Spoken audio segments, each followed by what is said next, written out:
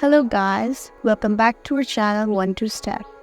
In this video, I'm going to be teaching you guys on how you can forward to inbox in Google Chat. So to do so, first of all, open Google Chat.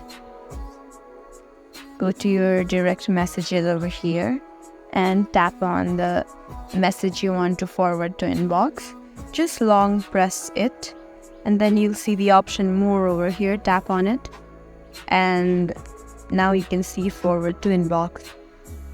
After you just click it, then you would have forwarded the message to inbox, as you can see it. So guys, that's how you forward the message to inbox in Google Chat. If you found this video helpful, please leave a like and drop a comment down below. If you want more videos like these, then please subscribe to our channel. We'll see you again next time. Thank you for watching.